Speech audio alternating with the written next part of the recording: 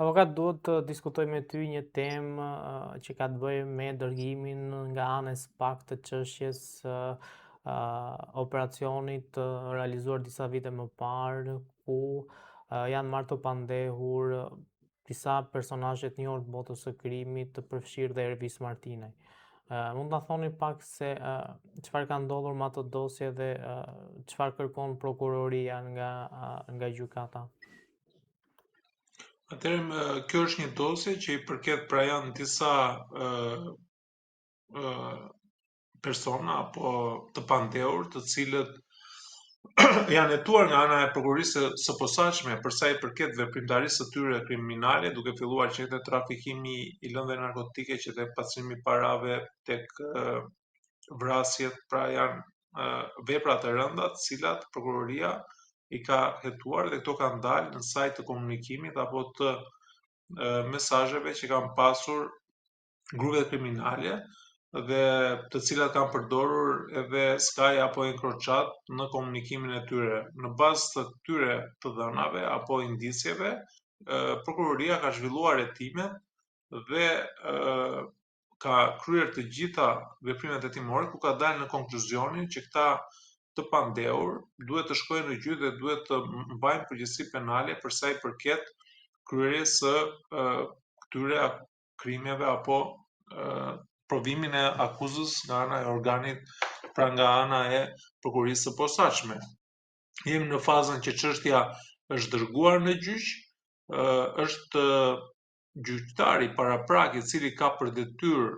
le të themi, për të konfirmuar kërkesën e organit të akuzës,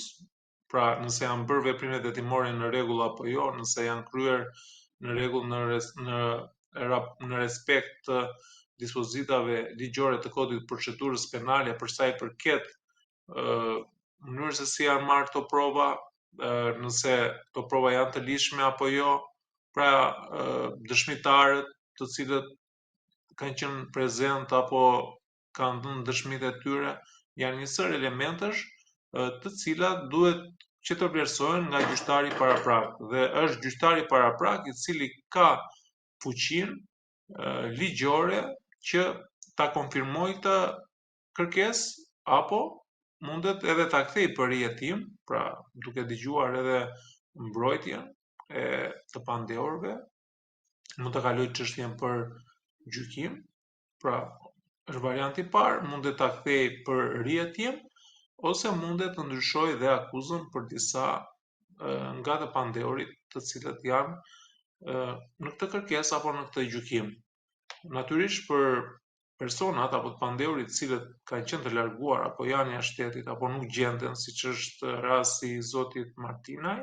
atëherë gjykata vendos pezullimin për një vit të këtij gjykimi dhe ndan çështjen. Pra çështjen do ta ndaj më vete, do marrë vendim pezullimi dhe do ta lëri më vete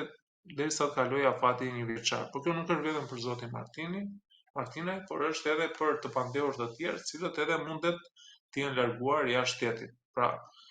kjo është procedura që duhet të ndjekë gjykata e posaçme, por duhet të shohim se çfarë do të ndodhi në të ardhmen, sepse kemi të bëjmë me një grup të madh të pandehurve, të cilët janë në këtë gjykim. Është një çështje e cila do hajë shumë kohë në gjykim, por edhe nëse kalon për gjykim,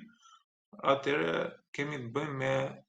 shumë të pandehur. Mos gaboj, numri është në 27, nëse jam i saktë, i tyre, dhe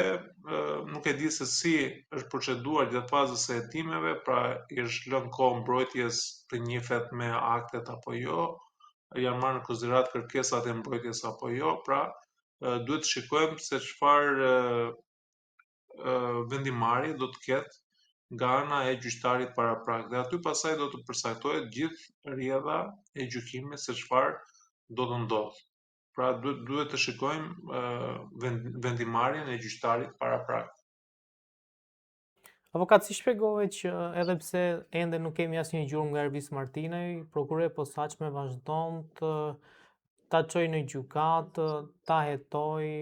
të kërkojë dënim për atë. Pra pse ky lloj, po themi, qasje ndaj Ervis Martinaj dhe pse zhdukja e Ervis Martinajt nuk po hetohet nga Spaku, por i ka ngelur prokurorisë së Mirditës në Lezhë ku është. Kjo ka qenë një nga, ne kemi zhvilluar edhe diskutime të tjera, pra me ju, edhe një nga argumentat apo mendimet e mia kanë qenë që duhet të bashkohej, pra nëse çështja do ishte pra e humbjes kallëzimi penal që kanë bërë familjarët, duhet të ishte pjesë e këtij gjykimi dhe çështjet duhet që të bashkoheshin bashkë, të ndajë një procedim penal për zotin Ervis Martinaj në mënyrë që të sqarojë edhe problematika nëse ai është vrarë apo është zhdukur. Pra nuk mundet që prokuroria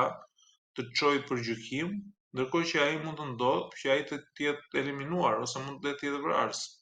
Çfarë kemi dëgjuar dhe kemi lexuar nga media, pra një nga alternativat mund të jetë edhe kjo, apo presupozimet që kanë familjarët. Këto janë çështje procedurale të cilat duhet të zgjidhte organi i akuzës. Pra, organi i akuzës duhet të merrte këtu ka komunikim ndërinstitucional me prokurorinë pranë gjykatës së shkallës së parë të jurisdiksionit përgjithshëm Lezhë, në të cilën po hetohet çështja e zhdukjes apo e vrasjes së tij, ndërkohë që kemi edhe një kërkesë të cilët familjarët kanë shkuar në gjykatë dhe kanë kërkuar shpalljen e zhdukur të zotit Martinaj. Pra jemi në këtë fazë dhe megjithatë unë mendoj, po është e sigurt që gjyqtari paraprak do ta pezullojë dhe do ta ndajë këtë çështje. Pra për zotin Martinaj është e sigurt, por edhe për ata të pandehur, të cilët nuk janë gjetur dhe kanë qenë të larguar. Pra nuk kanë qenë fare në vendin tonë, ndoshta nuk kanë marrë njoftimet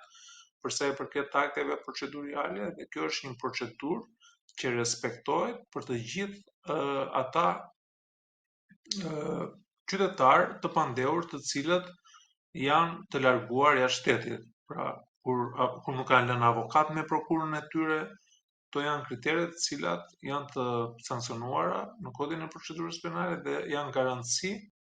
për ta të pandehur në mënyrë që të kenë një gjykim sa më të drejtë dhe sa më të paanshëm, të kenë mundësinë e mbrojtjes dhe natyrisht që do të jepet mundësi. Kështu që për zotin Martinaj vendimarrja duhet pezullim dhe do ta veçojnë çështjen derisa ai të gjendet. Në këtë rast edhe familjarët mundet që të drejtohen zyrtarisht prokurorisë së posaçme. Nuk e di se çfarë procedurash do ta kanë ndjekur përveç se kallëzimit që kanë bërë në prokurorinë e Lezhës. Unë mendoj që kjo është një çështje që duhet hetuar nga prokuroria e posaçme. Ndërkohë që duhet të jepet edhe një zgjidhje se çfarë bën me trupin e tij, nëse ai janë të vërteta ato çfarë thot media, duhet ta hetoj me shumë